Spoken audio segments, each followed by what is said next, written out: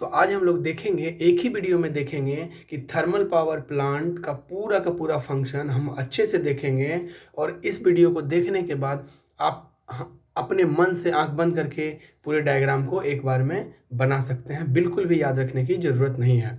तो हम स्टार्ट करते हैं power generation, electric power generation का पहला टॉपिक थर्मल पावर प्लांट। तो थर्मल पावर प्लांट जब हम बनाने जाएंगे या फिर जब ऑपरेट होता है तो सबसे पहले उसमें सबसे नेसेसरी चीज़ क्या चीज़ होती है? वो होती है कोल। तो हम लोग कोल से स्टार्ट करते हैं। सबसे पहले हम लोग कोल में बिटुमिनस कोल को यूज़ करते हैं। तो सबसे पहले हम कोयले को लाते हैं और माइंस से कोयले को लाते हैं, कोल को लाते हैं और कोल स्टोरेज में उसे रखते हैं। तो सबसे पहले कोल को हम लोगों ने कहाँ रखा? कोल स्टोरेज में। हमने इसे कोल स्टोरेज में रखा। अब क्या है, जब हमारा कोल स्टोरेज में कोल हमारा जमा हुआ तो देखा गया कि इसमें बहुत डिफरेंट साइज के कोल थे। कोई बहुत बड़ा था, कोई छोटा था, कोई बड़ा था। और बड़े बड़े कोयले को जलाना पॉसिबल नहीं हो पा रहा था, इसलिए इसे क्या किया गया, इस बड़े बड़े कोयले को छोटे छोटे टुकड़ों में तोड़ा गया। तो उसको तोड़ने के लिए इसे कहाँ पे भेजा गया? तो कोल हैंडलिंग प्लांट में। कोल हैंडलिंग प्लांट में क्या हुआ, कोल जो हमारा था वो छोटे छोटे टुकड़ों में टूट गया। तो इसे हमने कहाँ भेजा? कोल हैंडलिंग प्लांट में।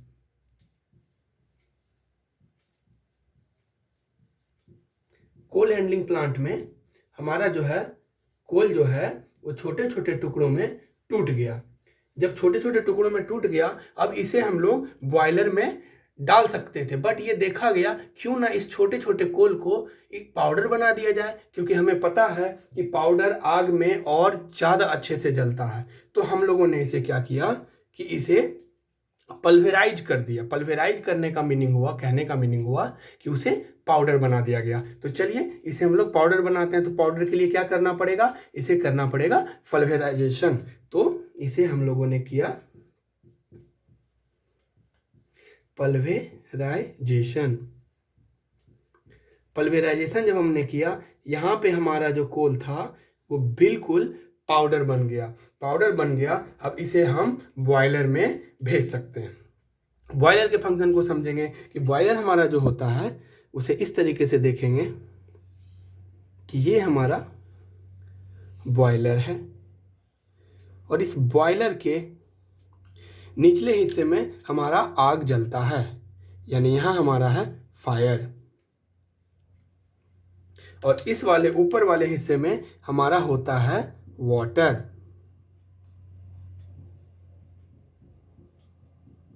और ये हमारा क्या है? बॉयलर। ये हमारा बॉयलर है। अब हमने क्या किया, पल्वेराइज कोल को, जो कोल हमारा पाउडर बन गया था, उसे हम लोगों ने इस फायर वाले चैम्बर को दे दिया। बहुत स्पीड से यहाँ पे आग जला। जब ये आग जला तो हमारा पानी जो है वो बन गया स्टीम। ये भाप में चेंज हो गया बहुत ही हाई प्रेशर के साथ। अब हम लोग क्या करते हैं, इस हाई प्रेशर स्टीम को यहाँ से निकालते हैं। यहाँ से हमारा स्टीम निकलता है। जब हमारा ये स्टीम यहाँ पे निकला और इस स्टीम को हम लोग डायरेक्ट टरबाइन पे डालते हैं। टरबाइन क्या होता है? टरबाइन जस्ट लाइक समझें कि एक फैन होता है, इस तरीके से फैन होता है और इसके इस ब्लेड पे बहुत ही हाई प्रेशर का स्टीम को डालते हैं तो ये हमारा जो है ऐसे रोटेट हो जाता है। तो इस तरीके से समझेंगे इसे कि ये स्टीम है। अब इसे हम लोग टरबाइन पे डालते हैं। टरबाइन का सिंबल ऐसे दिखाया जाता है। हम लोग इसे कहाँ डाल दिए? टरबाइन पे। टरबाइन पे जब हमने यहाँ पे डाला, ये टरबाइन हमारा घूमा। और यही तो हमको करना है कि हमें टरबाइन को घुमा देना है। अब टरबाइन से क्या करते हैं हम लोग, एक शाफ्ट की मदद से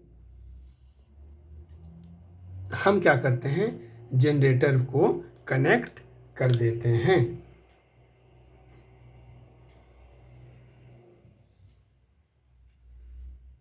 ये हमारा जनरेटर जो है वो शाफ्ट से कनेक्ट हो चुका है। जब हमारा ये जनरेटर जो है शाफ्ट से कनेक्ट हो गया तो जब हमारा ये टरबाइन घूमेगा तो ये हमारा जनरेटर भी घूमेगा। ये हमारा जनरेटर भी घूमेगा। ये हमारा है जनरेटर। जब जनरेटर हमारा घूम गया तो यहाँ से हमें 3 फेज सप्लाई मिल जाएगी। यहाँ से 3 फेज सप्लाई हमें प्राप्त हो गया। तो ये हुआ एक सिंपल फंक्शन कि कैसे हम लोग टरबाइन को स्टीम से घुमाकर हम जनरेटर को रोटेट करवा देते हैं। बट जब हमने ऐसा किया तो पाया कि ये जनरेटर का एफिशिएंसी बहुत ही कम है, ये पावर प्लांट का एफिशिएंसी बहुत ही कम है। तो क्यों ना इसके एफिशिएंसी को बढ़ाया जाए, क्योंकि जितना कोल हमारा लग रहा था उस अनुसार से हमको आउटपुट बिल्कुल ही बेकार मिल रहा था। तो क्यों ना हम इसी के चीज़ों को यूज करके हम इसकी इफिशियंसी को बढ़ाने का कोशिश करते हैं। अब समझेंगे बात यहाँ पे ये आई। सबसे पहले यहाँ पे देखा गया जो ये वाटर था, यहाँ से जो स्टीम बना तो क्या हुआ, उस स्टीम में वाटर का छोटा छोटा मॉलिक्यूल्स इसमें मौजूद थे। कहने का मतलब स्टीम में हमारा कुछ मॉइस्चर भी था, वो मॉइस्चर हमारा टरबाइन के ब्लेड पे पड़ता था। तो ऐसा समझ सकते हैं बहुत दिन तक किसी मेटल वाले चीज़ पे पानी पड़ेगा तो जंग लग के वो खराब हो सकता है। तो सबसे पहले ये हुआ कि इसको बचाने के लिए हम क्यों ना इस स्टीम में जो भी वाटर के मॉलिक्यूल्स या जो भी मॉइस्चर है इसको ख़त्म करते हैं। तो इसको ख़त्म कैसे किया जाए, तो क्यों ना इस स्टीम को और हीट करते हैं। कहाँ, सुपर हीट करते हैं इसको। क्या करते हैं, सुपर हीट। तो सुपर हीट कैसे करेंगे, तो यहाँ पे एक चीज़ लगाते हैं हम लोग, सुपर हीटर। यहाँ पे हम लोग क्या लगाए, एक इक्विपमेंट लगाए जिसका नाम है सुपर हीटर, सुपर हीटर। अब ये क्या किया, सुपर हीटर हमारा क्या किया, इस स्टीम को, ये जो हमारा स्टीम था इसको बिल्कुल इस तरीके से समझेंगे, इसको इस तरीके से गुजारा गया। टेढ़ा मेढ़ा ये इसलिए है क्योंकि ये स्टीम इस चैम्बर में ज़्यादा देर तक रहे। उसके बाद इधर से जो स्टीम आया था, ये जो हमारा स्टीम था ये हमारा और सुपर हीट हो चुका है। बट एक क्वेश्चन यहाँ अराइज होता है कि ये जो हमारा सुपर हीटर है ये हमारा क्या है, ये हमारा है सुपर हीटर। ये जो हमारा सुपर हीटर है तो इसको हीट आया कहाँ से, तो अब इसको समझेंगे। अब ये देखेंगे, ये तो हमारा बॉयलर है, बॉयलर के नीचे हमारा आग जल रहा है, यहाँ पे हमारा वाटर है, वाटर तो स्टीम में बन रहा है। लेकिन जब हम चूल्हे में आग लगा रहे हैं तो इसका धुआं तो निकलेगा ना, तो क्या करते हैं, इसके धुएं को डायरेक्ट हम हवा में नहीं छोड़ देते हैं। इसलिए नहीं छोड़ देते हैं क्योंकि इसमें तो और हीट होता है, क्योंकि धुआं ये जो फायर से निकलता है उसमें बहुत हीट होता है। क्यों ना उसके हीट को ही यूज किया जाए। तो लगा यार ये तो बहुत अच्छी बात है। तो हम लोगों ने जब इसका हीट यहाँ से निकाला और इसको हमने डाल दिया इसके अंदर, सुपर हीटर के अंदर जब ये गया हीट, जब ये सुपर हीटर के अंदर गया तो इस चैम्बर को गर्म कर दिया, क्योंकि ये धुआं है। ये क्या है, ये एक धुआं है जो बहुत गर्म है, इसको बोलते हैं हम लोग फ्लू गैसेस। फ्लू गैसेस क्या होता है, एक धुआं होता है जो गर्म होता है। अब यहाँ से फ्लू गैसेस गया, इस चैम्बर में भरा, इस चैम्बर का इंटरनल पार्ट बहुत ही गर्म हो गया और वहीं से स्टीम का पाइप जो था गुजारा गया।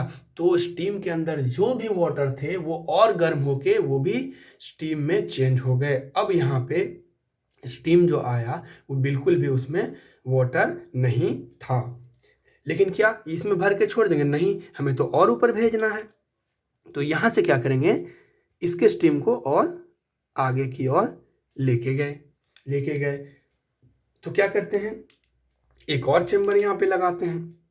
हम लोगों ने क्या किया, यहाँ पे एक और चैम्बर लगा दिया। यहाँ पे हम लोगों ने क्या किया, एक और चैम्बर को लगा दिया, क्योंकि अभी इसमें हीट है, इसमें भी और हीट है, तो लगा दिया। अभी इसको देखेंगे इसका यूज क्या है। अब यहाँ से समझेंगे कि अभी हमारा फ्लो गैसेज यहाँ तक है। अब यहाँ के आगे की प्रोसेस को समझते हैं। क्या हुआ कि इस टरबाइन पे स्टीम आया, तो ये देखा गया कि ये स्टीम इधर से निकल के ये तो वेस्ट ही हो रहा है। क्यों ना इस स्टीम को यहाँ से स्टीम इन किया, जो स्टीम हमारा बेकार जा रहा है, उस स्टीम को फिर से पानी में बदल कर इस बॉयलर को दे देते हैं, क्योंकि बॉयलर को तो पानी चाहिए, और ऊपर से पानी दे देंगे तो बहुत अच्छी बात है। तो क्या करते हैं, ये जो हमारा टरबाइन होता है ये पैक्ड होता है। पैक्ड इसलिए डालते हैं क्योंकि ज़्यादा हाई प्रेशर के कारण, क्योंकि खुले में अगर स्टीम डालेंगे तो उतना प्रेशर नहीं बना पाएगा, इसलिए ये एक पैक्ड टाइप का समझ सकते हैं। एक डब्बे के अंदर टरबाइन लगा होता है और यहाँ से हमारा जो है स्टीम आता है, यहाँ से हमारा स्टीम आता है। अब क्या हुआ, ये स्टीम यहाँ तक आया। अब क्या करते हैं, इधर इस स्टीम को यहाँ से इस स्टीम को निकालते हैं बाहर। यहाँ इस स्टीम को, ये स्टीम बाहर की ओर निकला और इसे ले जाते हैं क्या करने के लिए, इसको पानी में बदलने के लिए। ये भी हमारा क्या है, स्टीम है। ये हमारा क्या है, स्टीम है। तो भैया स्टीम को पानी में कौन चेंज करेगा, कोई तो इक्विपमेंट लगाना पड़ेगा। क्वेश्चन आता है तो हाँ, कोई ना कोई इक्विपमेंट लगाते। तो क्या लगाते हैं हम लोग, यहाँ पे हम लोग लगाते हैं कंडेंसर। यहाँ पे हम लोग क्या लगाए, कंडेंसर। ये हमारा क्या है, ये है हमारा कंडेंसर।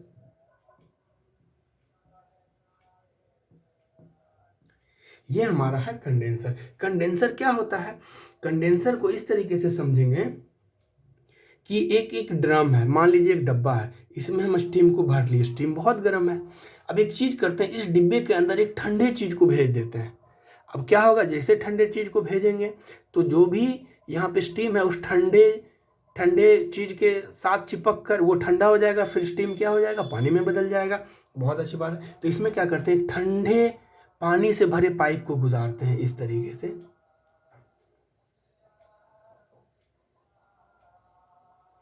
ये बिल्कुल ये इस तरीके से इसलिए इसको किया जाता है टेढ़ा मेढ़ा, कि ज़्यादा देर तक वाटर रहे और ज़्यादा सरफेस एरिया को कवर करे। अब ये एक पाइप है, ये एक पाइप है, इधर से पानी को हम दिए और इधर से पानी को हम लिए, यानी इसके अंदर ठंडे पानी को दिए, यानी यहाँ से हमारा कोल्ड वाटर आ रहा है।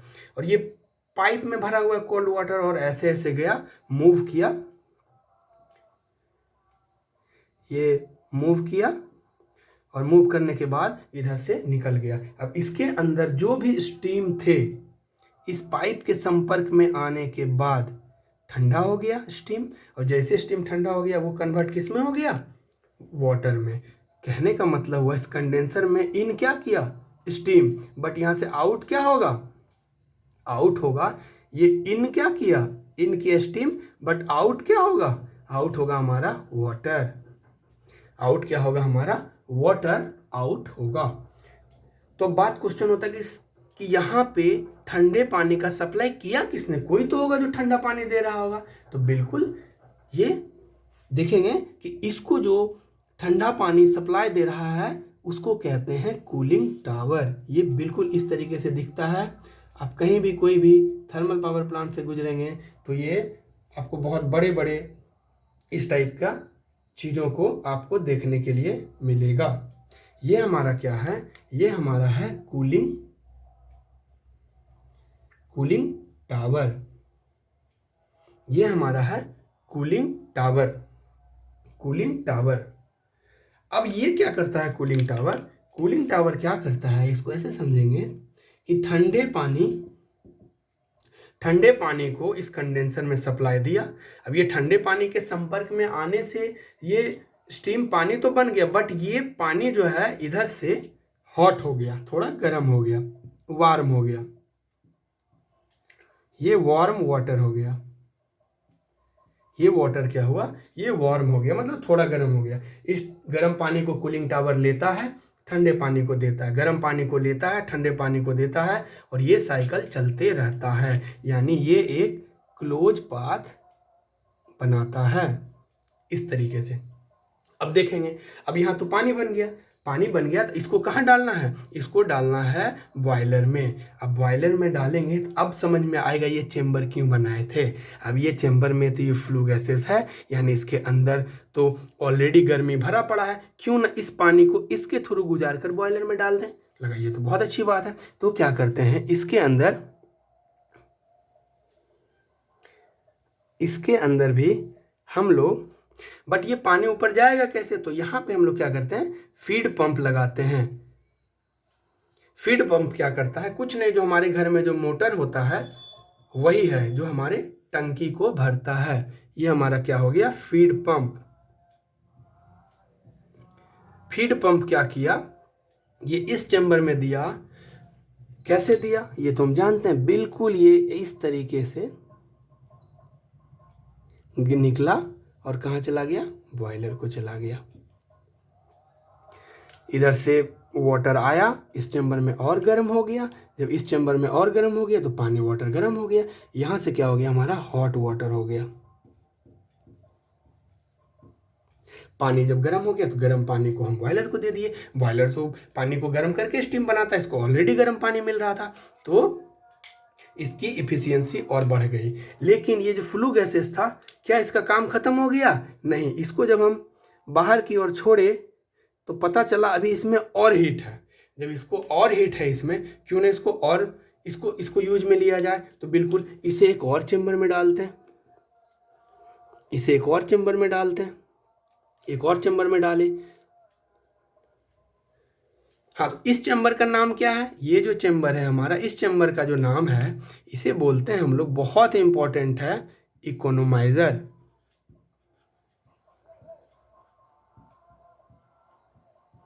ये हमारा क्या है, इकोनोमाइजर। ये इकोनोमाइजर क्या किया, ये कंडेंसर के पानी को और गर्म करके बॉयलर को दे दिया। अब एक चीज समझेंगे, यहाँ पे आग जल रहा है और हम लोग जानते हैं कि आग जलने के लिए ऑक्सीजन की आवश्यकता होती है। तो ऑक्सीजन की आवश्यकता, इसीलिए हम लोग क्या करते हैं, कोई भी माचिस या आग हम लोग घरों में जला पाते हैं, क्योंकि हमारे जो एटमॉस्फेरिक एयर है उसमें भी ऑक्सीजन होता है। तो यानी यहाँ पे तो एटमॉस्फेरिक एयर आ रहा होगा या ऑक्सीजन आ रहा होगा, तो एटमॉस्फेरिक एयर आ रहा होगा, क्यों ना इसमें गर्म हवा को डाल दें। क्योंकि हम लोग जानते हैं कि गर्मी के दिनों में माचिस को जलाना आसान होता है कंपेयर टू विंटर सीजन या बरसात के दिनों में। ठंडे के सीजन में भी बहुत सारे मॉइस्चर होते हैं एयर में, तो हमारा आग अच्छे से नहीं जलता है, या बरसात में नहीं जलता है, बट गर्मी के दिनों में बहुत अच्छे से जलता है। रीज़न ये है कि एयर में मॉइस्चर नहीं होता है गर्मी के दिनों में, तो क्यों ना इसके अंदर जाने वाला जो एयर है उसको गर्म कर देते हैं। तो वो कैसे होगा, तो यहाँ से समझेंगे, एक पाइप लाएंगे जो कि इस पे हवा देगा। तो यहाँ पे क्या करना पड़ेगा, एक फैन हमको लगाना पड़ेगा। यहाँ पे क्या करना पड़ेगा, इस तरीके से समझेंगे, यहाँ से एक फैन लगाना पड़ेगा। फैन क्या करेगा, इसमें हवा देगा प्रेशर के साथ, क्योंकि हाई प्रेशर के साथ देना, क्योंकि चूल्हे वगैरह में देखते हैं फैन लगा देते हैं हम लोग तो बहुत तेज आग जलता है। तो एक फैन लगाए, इस फैन को क्या बोलते हैं, ड्राफ्ट फैन। ड्राफ्ट फैन है। अब यहाँ से हवा का पाइप जो था यहाँ से गुजरा, इसको बिल्कुल इस तरीके से गुजारेंगे और यहाँ से निकाल कर ये हमारा कहाँ चला जाएगा, इस फायर वाले चैम्बर में। यहाँ से हमारा हो गया हॉट एटमॉस्फेरिक एयर कहाँ चला गया, यहाँ पे। अब क्या होगा, ये और अच्छे से जलेगा और इसकी इफिशियंसी बढ़ जाएगी। अब देखा गया कि इसका हीट अब खत्म हो चुका था। इसका हीट जब खत्म हो चुका था तो इसको अब हम खुले आकाश में छोड़ सकते थे, बट देखा गया कि खुले आकाश में छोड़ना बहुत डेंजरस हो जाता, क्योंकि इसके अंदर बहुत ही छोटे छोटे कार्बन के कण थे, यानी बोल सकते हैं कि कोल का डस्ट था, और वो डस्ट अगर डायरेक्ट हवा में उड़ता तो आसपास हम लोगों को बहुत नुकसान होता, पूरा एयर पॉल्यूटेड हो चुका होता। तो इसको रोकने के लिए हम लोग एक चीज़ लगाते हैं कि एक तरीके से समझिए, एक छांकने वाली चीज़ लगाते हैं जो सारे डस्ट को छांक ले और सिर्फ एयर को या फ्लू गैसेस को सिर्फ क्या करे, बाहर निकलने दे। तो यहाँ पे जो एक इक्विपमेंट लगाते हैं,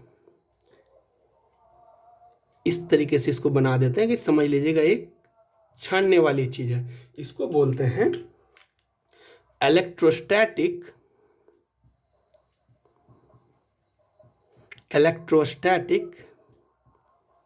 प्रीसिपिटेटर।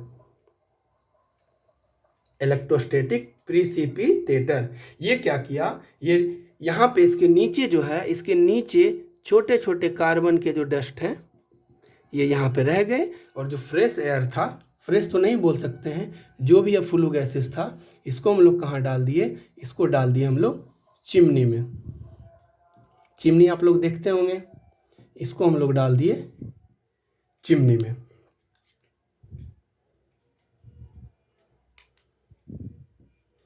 इसको डाल दिए हम लोग चिमनी में। अब ये चिमनी क्या करेगा, इस धुएं को बाहर छोड़ देगा आसमान में। अब ये उतना पोल्यूटेड नहीं है। ये क्या है हमारा चिमनी, ये हमारा है चिमनी। चिमनी के थ्रू क्या किए, हम हवा को छोड़ दिए।